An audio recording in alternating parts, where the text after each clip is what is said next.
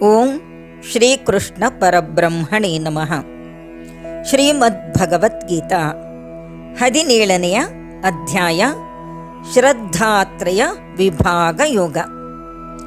ಈ ಅಧ್ಯಾಯಕ್ಕೆ 16ನೇ ಅಧ್ಯಾಯದ 23 ಮತ್ತು 24ನೇ ಶ್ಲೋಕಗಳೇ ಬೀಜ.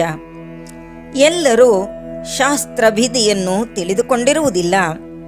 ಕೆಲವರು ಮಾತ್ರ ಶಾಸ್ತ್ರವಿಧಾನದಂತೆ ಶ್ರದ್ಧಾಯುಕ್ತರಾಗಿ ಪೂಜಾದಿ ಸತ್ಕಾರ್ಯಗಳನ್ನು ಮಾಡುತ್ತಾರೆ.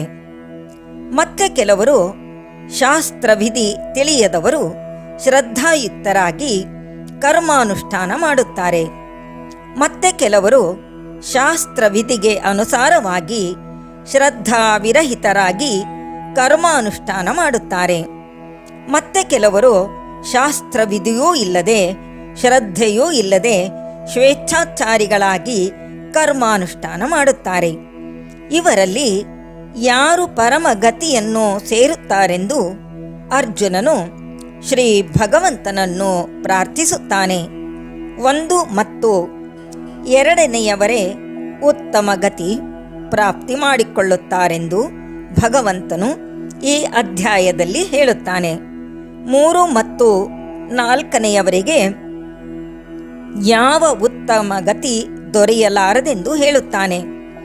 ಈ ಅಧ್ಯಾಯಕ್ಕೆ ಶ್ರದ್ಧಾಯೋಗ, ಶ್ರದ್ಧಾ ವಿವೇಕ ಯೋಗ, ಶ್ರದ್ಧಾ ತ್ರಿವಿಧ ಯೋಗ, ಶ್ರದ್ಧಾ ಗುಣ ನಿರ್ದೇಶನ ಯೋಗ, ಗುಣಕರ್ಮ, ಶ್ರದ್ಧಾ ವಿವೇಕ ಯೋಗ, ಅನುಷ್ಠಾನ ಯೋಗ, ಸದಸತ್ಕರ್ಮ ವಿವೇಕ ಯೋಗವೆಂದು ಇನ್ನು ಅನೇಕ ಹೆಸರುಗಳು ಇರುತ್ತವೆ.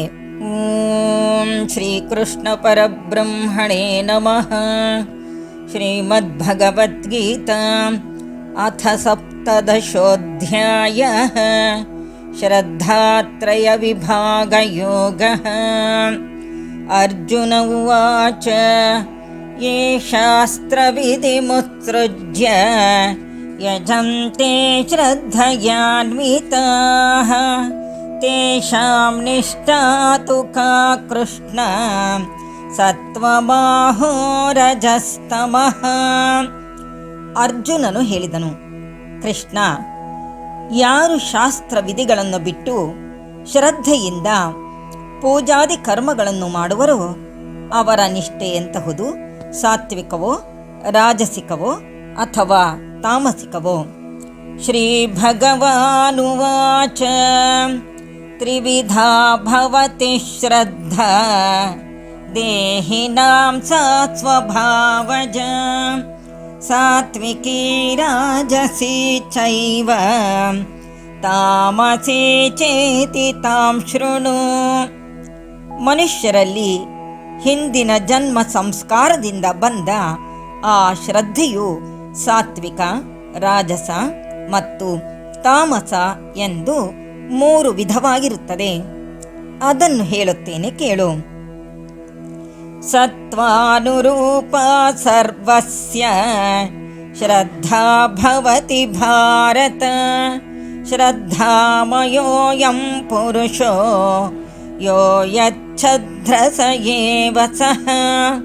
ಭಾರತ, ಎಲ್ಲರ ಶ್ರದ್ಧೆಯು ಅವರವರ ಅಂತಃಕರಣ ಸಂಸ್ಕಾರಕ್ಕೆ ಅನುಗುಣವಾಗಿರುತ್ತದೆ. ಈ ಪುರುಷನು ಶ್ರದ್ಧಾಮಯನು. ಮನುಷ್ಯನು ತನ್ನ ಶ್ರದ್ಧೆಯಂತೆಯೇ ಆಗುವನು. ಯಜಂತೆ ಸಾತ್ವಿಕಾ ದೇವಾನ್ ಯಕ್ಷರಕ್ಷಾಂಸಿ ರಾಜಸಾಃ ಪ್ರೇತಾನ್ ಭೂತಗಣಾಶ್ಚಾನ್ಯೇ ಯಜಂತೆ ತಾಮಸಾ ಜನಾಃ. ಸಾತ್ವಿಕರು ದೇವತೆಗಳನ್ನು, ರಾಜಸಿಕರು ಯಕ್ಷ ರಾಕ್ಷಸರನ್ನು, ಉಳಿದ ತಮೋಗುಣದವರು ಭೂತ ಪ್ರೇತಗಳನ್ನು ಪೂಜಿಸುತ್ತಾರೆ.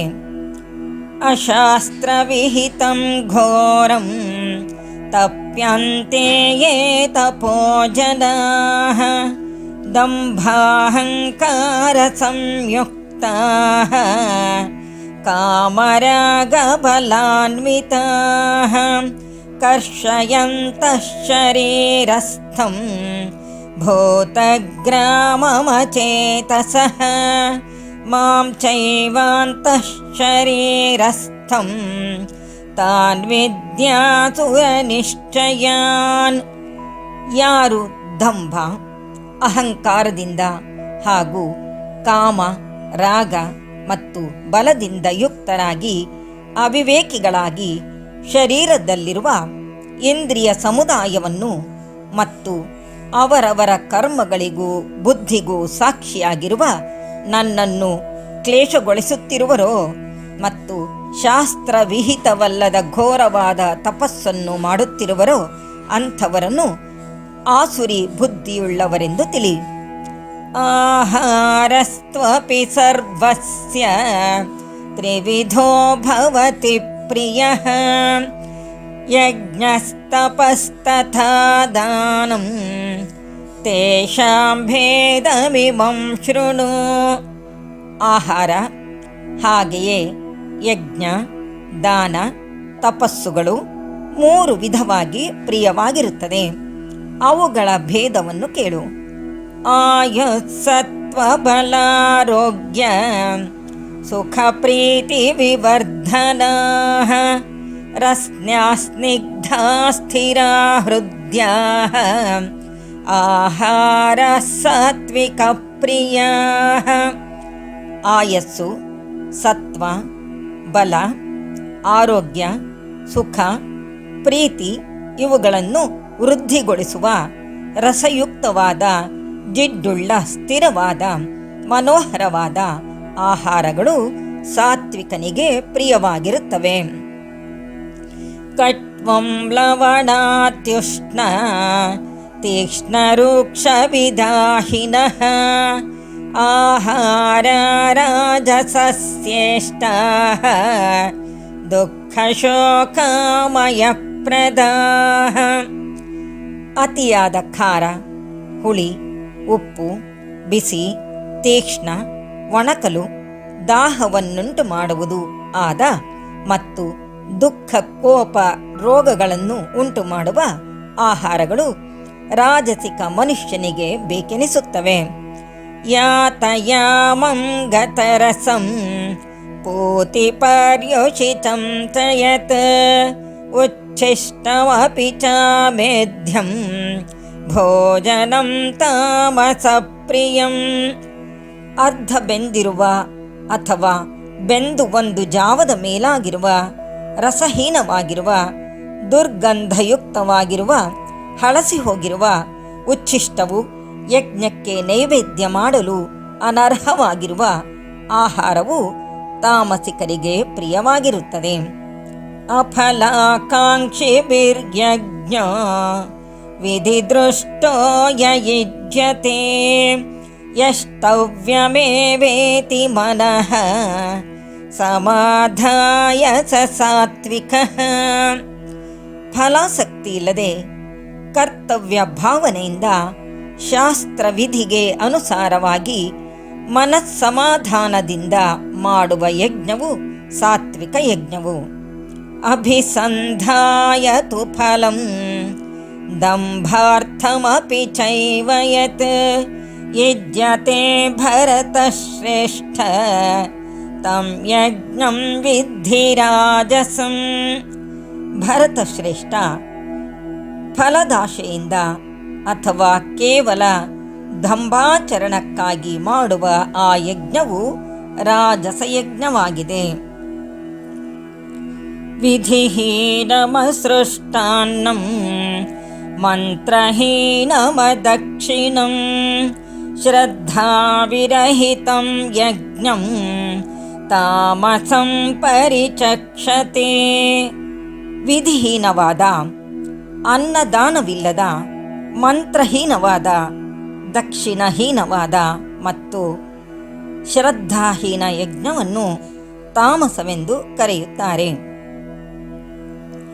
ದೇವದ್ವಿಜ ಗುರು ಪ್ರಾಜ್ಞ ಪೂಜನಂ ಶೌಚಮಾರ್ಜವಂ ಬ್ರಹ್ಮಚರ್ಯ ಮಹಿಂಸಾ ಚ ಶಾರೀರಂ ತಪವುಚ್ಯತೆ. ದೇವತೆ ದ್ವಿಜ ಗುರು ಮತ್ತು ಜ್ಞಾನಿಗಳ ಪೂಜೆ ಪವಿತ್ರತೆ ಸರಳತೆ, ಬ್ರಹ್ಮಚರ್ಯ ಮತ್ತು ಅಹಿಂಸೆ ಇವು ಶಾರೀರಿಕ ತಪಸ್ಸೆಂದು ಕರೆಸಿಕೊಳ್ಳುತ್ತವೆ. ಅನುದ್ವೇಗಕರಂ ವಾಕ್ಯಂ ಸತ್ಯಂ ಪ್ರಿಯಹಿತಂಚ ಯತ್ ಸ್ವಾಧ್ಯಾಯಾಭ್ಯಸನಂ ಚೈವ ವಾಗ್ಮಯಂ ತಪ ಉಚ್ಯತೆ.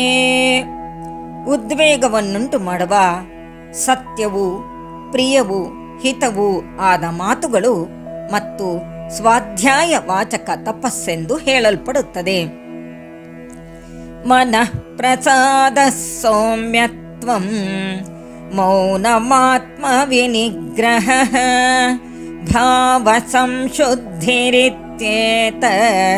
ತಪೋಮಾನಸ ಮುಚ್ಯತೆ. ಮನಸ್ಸಿನ ಪ್ರಸನ್ನತೆ, ಸೌಮ್ಯ ಭಾವ, ಮಾತಿನ ಸಂಯಮ, ಮನೋವಿರೋಧ ಭಾವ, ಸಂಶುದ್ಧಿ ಇವೇ ಮಾನಸಿಕ ತಪಸ್ಸೆಂದು ಹೇಳಲ್ಪಡುತ್ತವೆ. ಶ್ರದ್ಧೆಯ ಪರಯ ತಪ್ತಂ ತಪಸ್ತತ್ರಿವಿಧಂ ನರೈಃ ಅಫಲಾಕಾಂಕ್ಷಿಭಿರ್ಯುಕ್ತೈಃ ಸಾತ್ವಿಕಂ ಪರಿಚಕ್ಷತೆ. ಫಲಾಕಾಂಕ್ಷಿ ಇಲ್ಲದ ಏಕಾಗ್ರಚಿತ್ತರಾದ ಮನುಷ್ಯರು ಪರಮ ಶ್ರದ್ಧೆಯಿಂದ ಆಚರಿಸುವ ಈ 3 ವಿಧವಾದ ತಪಸ್ಸನ್ನು ಸಾತ್ವಿಕವೆಂದು ಹೇಳುತ್ತಾರೆ. ಸತ್ಕಾರಮಾನ ಪೂಜಾರ್ಥಂ ತಪೋದಂಭೇನ ಚೈವ ಯತ್ ಕ್ರಿಯತೆ ತದಿಹ ಪ್ರೋಕ್ತಂ ರಾಜಸಂ ಚಲಮಧ್ರುವಂ. ಸತ್ಕಾರ, ಗೌರವ, ಪೂಜಾದಿಗಳಿಗಾಗಿ ದಂಭದಿಂದ ಮಾಡುವ ಆ ಅನಿಶ್ಚಿತ ಅಸ್ಥಿರ ತಪಸ್ಸನ್ನು ರಾಜಸವೆಂದು ಹೇಳಿಸಿಕೊಳ್ಳುತ್ತದೆ. ಮೂಢಗ್ರಾಹೇಣಾತ್ಮನೋ ಯತ್ ಪೀಡಯಾ ಕ್ರಿಯತೆ ತಪಃ ಪರಸ್ಯೋತ್ಸಾದನಾರ್ಥಂ ವಾ ತತ್ತಾಮಸಮುದಾಹೃತಂ. ಮೂಢ ಬುದ್ಧಿಯಿಂದ ತನಗೆ ಪೀಡಿಯನ್ನುಂಟು ಮಾಡುವುದರ ಮೂಲಕ ಇತರರ ನಾಶಕ್ಕಾಗಿ ಮಾಡುವ ಆ ತಪಸ್ಸು ತಾಮಸವೆಂದು ಹೇಳಿಸಿಕೊಳ್ಳುತ್ತದೆ. ದಾತವ್ಯಮಿತಿ ಯದ್ದಾನಂ ದೀಯತೇನುಪಕಾರಿಣೇ ದೇಶೇ ಕಾಲೇ ಚ ಪಾತ್ರೇ ಚ ತದ್ದಾನಂ ಸಾತ್ವಿಕಂ ಸ್ಮೃತಂ. ಪ್ರತ್ಯುಪಕಾರವನ್ನು ಬಯಸದೆ ತನ್ನ ಕರ್ತವ್ಯವೆಂದು ಭಾವಿಸಿ ದೇಶ ಕಾಲ ಪಾತ್ರಗಳನ್ನು ಅನುಸರಿಸಿ ಮಾಡುವ ದಾನವು ಸಾತ್ವಿಕವೆಂದು ಹೇಳಿಸಿಕೊಳ್ಳುತ್ತದೆ. ಯತ್ತು ಪ್ರತ್ಯುಪಕಾರಾರ್ಥಂ ಫಲಮುದ್ದಿಶ್ಯ ವಾ ಪುನಃ ದೀಯತೆ ಚ ಪರಿಕ್ಲಿಷ್ಟಂ ತದ್ದಾನಂ ರಾಜಸಂ ಸ್ಮೃತಂ. ಪ್ರತ್ಯುಪಕಾರವನ್ನು ಬಯಸಿ ಫಲಾಪೇಕ್ಷೆಯಿಂದ ಮತ್ತು ಪರಿಕ್ಲೇಶದಿಂದ ಕೊಡುವ ಆ ದಾನವು ರಾಜಸವೆಂದು ಹೇಳಲ್ಪಟ್ಟಿದೆ. ಆದೇಶ ಕಾಲೇ ಯದ್ದಾನಂ ಅಪಾತ್ರೇಭ್ಯಶ್ಚ ದೀಯತೆ ಅಸತ್ಕೃತಮವಜ್ಞಾತಂ ತತ್ತಾಮಸಮುದಾಹೃತಂ. ದೇಶ, ಕಾಲ, ಪಾತ್ರಗಳ ವಿವೇಕವಿಲ್ಲದೆ ಮೂರ್ಖರಿಗೆ ಅನಾಧಾರದಿಂದ ತಿರಸ್ಕಾರಪೂರ್ವಕವಾಗಿ ಕೊಡುವ ದಾನವು ತಾಮಸವೆಂದು ಹೇಳಲ್ಪಟ್ಟಿದೆ. ಓಂ ತತ್ಸದಿತಿ ನಿರ್ದೇಶೋ ಬ್ರಾಹ್ಮಣಸ್ತ್ರಿವಿಧ ಸ್ಮೃತಃ ಬ್ರಾಹ್ಮಣಾಸ್ತೇನ ವೇದಾಶ್ಚ ಯಜ್ಞಾಶ್ಚ ವಿಹಿತಾಃ ಪುರಾ.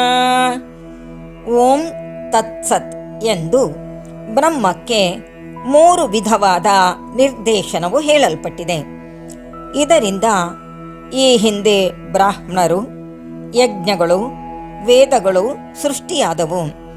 ತಸ್ಮಾದೋಮಿತ್ಯುದಾಹೃತ್ಯ ಯಜ್ಞದಾನ ತಪಃಕ್ರಿಯಾಃ ಪ್ರವರ್ತಂತೆ ವಿಧಾನೋಕ್ತಾಃ ಸತತಂ ಬ್ರಹ್ಮವಾದಿನಾಂ. ಆದುದರಿಂದ ಬ್ರಹ್ಮವಾದಿಗಳು ಯಾವಾಗಲೂ ಓಂ ಎಂದು ಉಚ್ಚರಿಸಿ ಶಾಸ್ತ್ರಸಮ್ಮತವಾದ ಯಜ್ಞ, ದಾನ, ತಪಕ್ರಿಯೆಗಳನ್ನು ಪ್ರಾರಂಭಿಸುತ್ತಾರೆ. ತದಿತ್ಯನಭಿಸಂಧಾಯ ಫಲಂ ಯಜ್ಞ ತಪಃ ಕ್ರಿಯಾಃ ದಾನಕ್ರಿಯಾಶ್ಚ ವಿವಿಧಾಃ ಕ್ರಿಯಂತೆ ಮೋಕ್ಷಕಾಂಕ್ಷಿಭಿಃ. ಮುಮುಕ್ಷುಗಳು ತತ್ ಎಂದು ಉಚ್ಚರಿಸಿ ಫಲಾಪೇಕ್ಷೆಯಿಲ್ಲದೆ ಅನೇಕ ಯಜ್ಞ, ತಪ, ದಾನಗಳನ್ನು ಮಾಡುತ್ತಾರೆ. ಸದ್ಭಾವೇ ಸಾಧುಭಾವೇ ಚ ಸದಿತ್ಯೇತತ್ ಪ್ರಯುಜ್ಯತೆ ಪ್ರಶಸ್ತೆ ಕರ್ಮಣಿ ತಥಾ ಸಚ್ಛಬ್ದಃ ಪಾರ್ಥ ಯುಜ್ಯತೆ. ಪಾರ್ಥ, ಸತ್ಪದವು ಸತ್ತ ಎಂದರೆ ಇರುವಿಕೆಯ ವಾಚಕವಾಗಿಯೂ, ಸಾಧು ಎಂದರೆ ಒಳ್ಳೆಯವರ ವಾಚಕವಾಗಿಯೂ ಉಪಯೋಗಿಸಲ್ಪಡುತ್ತದೆ. ಹಾಗೆಯೇ ಉತ್ತಮ ಕರ್ಮದಲ್ಲಿಯೂ ಸಚ್ಛಬ್ದವು ಪ್ರಯೋಗಿಸಲ್ಪಡುತ್ತದೆ. ಯಜ್ಞೇ ತಪಸಿ ದಾನೇ ಚ ಸ್ಥಿತಿ ಸದಿತಿ ಚೋಚ್ಯತೆ ಕರ್ಮ ಚೈವ ತದರ್ಥೀಯಂ ಸದಿತ್ಯೇವಾಭಿಧೀಯತೆ. ಯಜ್ಞ, ತಪಸ್ಸು, ದಾನಗಳಲ್ಲಿರುವ ಸ್ಥಿತಿಯನ್ನು ಸಹ ಸತ್ತೆಂದೇ ಹೇಳಲ್ಪಡುತ್ತದೆ. ಅದಕ್ಕಾಗಿ ಮಾಡುವ ಕರ್ಮವು ಸತ್ತೆಂದೇ ಹೇಳಲ್ಪಡುತ್ತದೆ. ಅಶ್ರದ್ಧಯಾಹುತಂ ದತ್ತಂ ತಪಸ್ತಪ್ತಂ ಕೃತಂಚ ಯತ್ ಅಸದಿತ್ಯುಚ್ಯತೆ ಪಾರ್ಥ ನ ಚ ತತ್ಪ್ರೇತ್ಯ ನೋ ಇಹ. ಪಾರ್ಥ, ಅಶ್ರದ್ಧೆಯಿಂದ ಮಾಡಿದ ಹೋಮ, ದಾನ, ತಪಸ್ಸು ಮತ್ತು ಕರ್ಮ ಇವೆಲ್ಲವೂ ಅಸತ್ತೆಂದು ಹೇಳಲ್ಪಡುತ್ತದೆ. ಅದು ಸತ್ತ ಮೇಲೂ ಫಲಕ್ಕೆ ಕಾರಣವಾಗುವುದಿಲ್ಲ, ಎಲ್ಲಿಯೂ ಸುಖಕ್ಕೆ ಕಾರಣವಾಗಿರುವುದಿಲ್ಲ. ಓಂ ತತ್ಸತ್ ಇತಿ ಶ್ರೀಮದ್ಭಗವದ್ಗೀತಾಸು ಉಪನಿಷತ್ಸು ಬ್ರಹ್ಮವಿದ್ಯಾಯಾಂ ಯೋಗಶಾಸ್ತ್ರೇ ಶ್ರೀಕೃಷ್ಣಾರ್ಜುನ ಸಂವಾದೇ ಶ್ರದ್ಧಾತ್ರಯ ವಿಭಾಗಯೋಗೋ ನಾಮ ಸಪ್ತದಶೋಧ್ಯಾಯಃ ಎಂಬಲ್ಲಿಗೆ 17ನೇ ಅಧ್ಯಾಯ ಮುಗಿಯಿತು.